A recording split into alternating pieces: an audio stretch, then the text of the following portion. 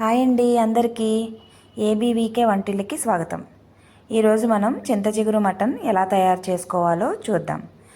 చింత చిగురు మటన్ తయారు చేసుకోవడానికి కావలసిన పదార్థములు చూద్దాం రండి. ఉల్లిపాయలు, పచ్చిమిరపకాయలు, అరకిలో మటన్, తగినంత ఉప్పు, తగినంత కారం, తగినంత నూనె, 200 గ్రాములు చింత చిగురు. ఇప్పుడు స్టవ్ వెలిగించుకొని బాండీ పెట్టుకొని దానిలో నూనె పోసుకోవాలండి. నూనె బాగా వేడైన తర్వాత మనం ఉల్లిపాయ పచ్చిమిరపకాయలు వేసుకోవాలండి. చింత చిగురు మటన్ చాలా టేస్ట్గా ఉంటుందండి. దీనిలో ఎటువంటి మసాలాలు కానీ అల్లం వెల్లుల్లి పేస్ట్ కానీ వేయనవసరం లేదండి. ముందుగా పచ్చిమిరపకాయలు ఉల్లిపాయలు వేసి బాగా మగ్గించాలండి. మనం మార్కెట్ నుంచి తెచ్చుకున్న చింత చిగురులో చాలా వేస్ట్ ఉంటుందండి. పెద్ద పెద్ద ఆకులు, కాడలు, ముదురు కాడలు అవన్నీ మనం శుభ్రంగా క్లీన్ చేసుకుని పెట్టుకోవాలండి ముందుగానే. లేకపోతే కాడలు, ఆకులు కూరలో అస్సలు బాగోవండి. ఇప్పుడు ఉల్లిపాయ పచ్చిమిరపకాయల్లో మనం కొంచెం పసుపు వేసుకోవాలండి. తగినంత పసుపు మనం వేసుకొని బాగా కలపాలండి. ఒక్కసారి మీరు ట్రై చేయండి, చాలా బాగుంటుందండి. మీరే సాటిస్ఫై అవుతారు, మళ్ళీ మళ్ళీ వండుకుంటారు మీరు ఈ కర్రీ.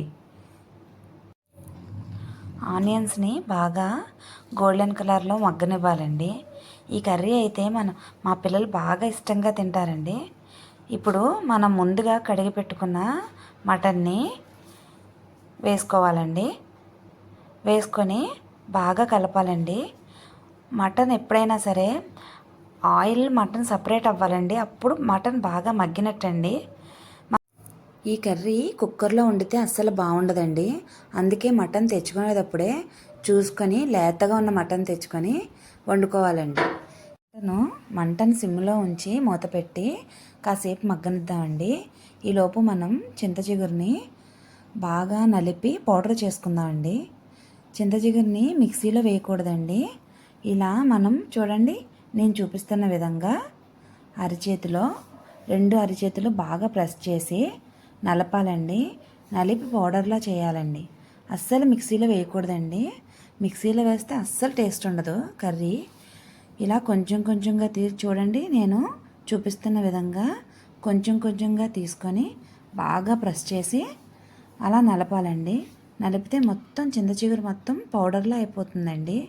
దీనిలో కొంచెం మనం నలిపిన తర్వాత కూడా కొంచెం కొంచెం కాడలు ఉంటాయండి. అవి మళ్ళీ సపరేట్గా తీసుకొని మనం బాగా నలిపితే ఇలా పౌడర్ అవుతుందండి. ఇప్పుడు ఒకసారి మనం కూర మూత తీసుకొని కలుపుకుందామండి. బాగా చూడండి, ఇలా కలిపి ఒకసారి మళ్ళీ మూత పెడదామండి. ఇంకా ఆయిల్ సపరేట్ అవ్వలేదండి. చూడండి, ఇప్పుడు ఆయిల్ సపరేట్ అయింది చూడండి. మటన్ ఆయిల్ సపరేట్ అయింది చూసారా? అంటే మనకిప్పుడు మటన్ బాగా మగ్గినట్టండి.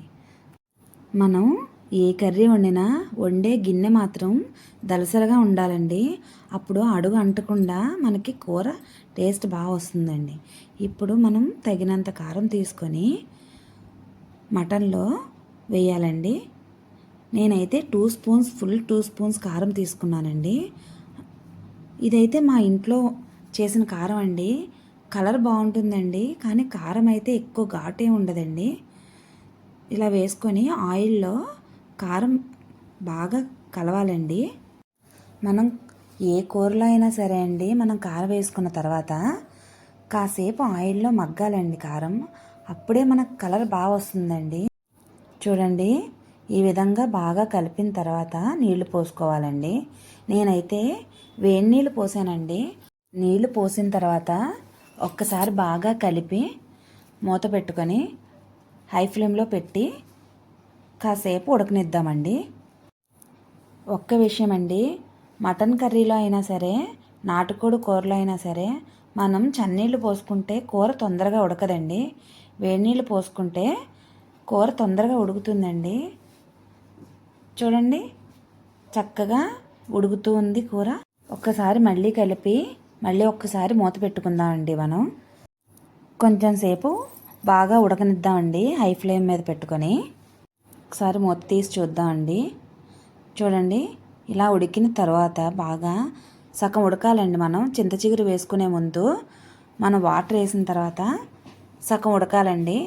ఇంకా సగం ఉడికిన తర్వాత మనం బాగా నలిపి పెట్టుకున్న చింత చిగురు పౌడర్ ఉంది కదండి, అది చక్కగా అందులో వేసుకుందామండి.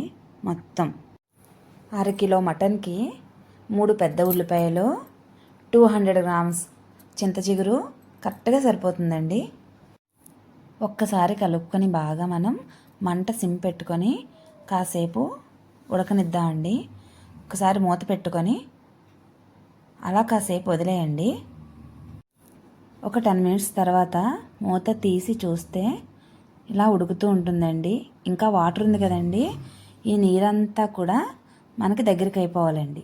నీరంతా దగ్గరికి అయిపోతే కూర రెడీ అయిపోయినట్టే అండి. ఇప్పుడు తగినంత ఉప్పు వేసుకోవాలండి. ఉప్పు ముందుగా కనుక మనం మటన్ కర్రీలో వేసుకున్నాం అనుకోండి, తొందరగా ఉడకదండి మటను. ఇప్పుడు ఒక 10 నిమిషాల్లో మనం దించేస్తాం కర్రీ కిందకి అనగా ఉప్పు వేసుకోవాలండి. ఉప్పు వేసి దగ్గరికి అవనివ్వాలండి.